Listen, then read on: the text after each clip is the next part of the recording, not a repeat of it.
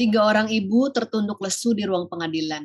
Tujuan mereka datang ke pengadilan itu adalah untuk mengajukan peninjauan kembali pasal pelarangan narkotika golongan satu untuk keperluan medis.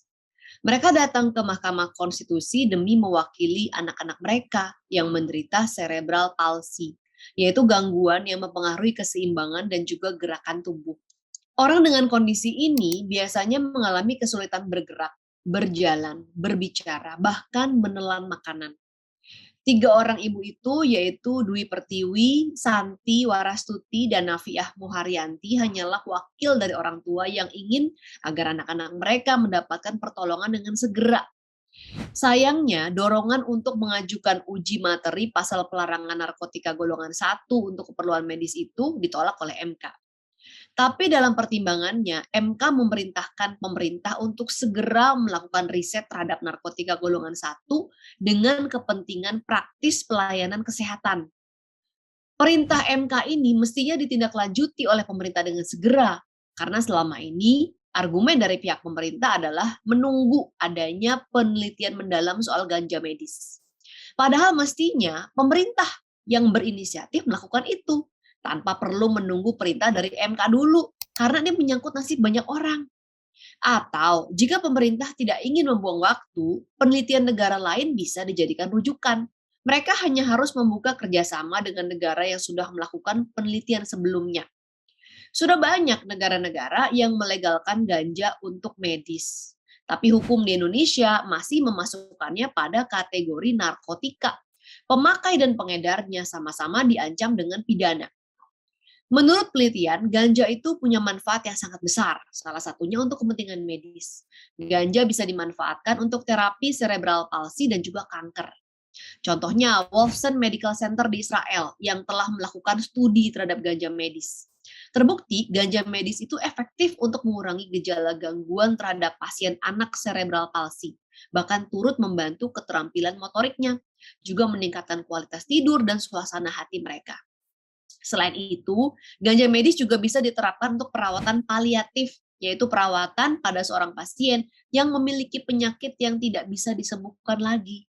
Terapi ini dilakukan dengan cara memaksimalkan kualitas hidup pasien serta mengurangi gejala yang mengganggu, misalnya melalui pengurangan rasa nyeri dengan memperhatikan aspek psikologis dan spiritual pasien maupun keluarganya.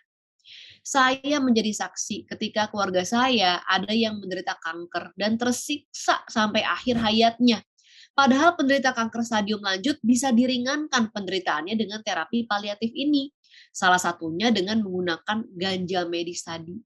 Kesedihan saya dan keluarga saya itu mungkin bisa diringankan kalau saja pemerintah telah melegalkan ganja untuk keperluan medis.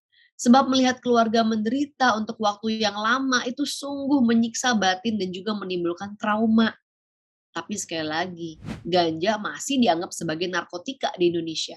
Padahal sudah ada setidaknya 10 negara yang sudah melegalkan ganja untuk medis. Di antaranya Turki, Georgia, dan juga Korea Selatan. Negara-negara itu melihat ganja dari sisi positif. Memang sih ada bahayanya kalau digunakan tanpa kontrol. Tapi dengan pengawasan yang ketat, ganja bisa bermanfaat sangat besar. Gugatan ke MK memang sudah gagal, tapi masih ada dua jalan yang bisa ditempuh oleh para ibu dari anak-anak yang menderita cerebral palsy ini. Pertama, mendorong pemerintah melakukan penelitian terhadap efektivitas ganja medis. Hasil penelitian ini penting sebagai dasar pijakan hukum baru yang akan dirumuskan. Kemudian, langkah kedua adalah mendorong DPR untuk membuat hukum baru terkait ganja untuk keperluan medis. Itu artinya DPR harus merevisi undang-undang tentang narkotika yang sekarang ini berlaku. Ganja medis penting untuk meringankan penderitaan anak-anak cerebral palsy dan juga penderita kanker. Jangan sampai negara merenggut hak mereka untuk menjadi lebih baik. Karena tujuan hidup utama seluruh makhluk adalah untuk bahagia dengan apapun kondisi yang menimpa mereka. Ibu-ibu dari anak dengan kondisi cerebral palsy itu telah menggugat pasal narkotika di pengadilan dan mereka kalah. Semoga pemerintah dan DPR lebih mendengar permintaan mereka. Semoga seluruh makhluk berbahagia. Kita akhiri Sis Grace on Mic kali ini. Kita berjumpa lagi dalam Sis Grace on Mic selanjutnya.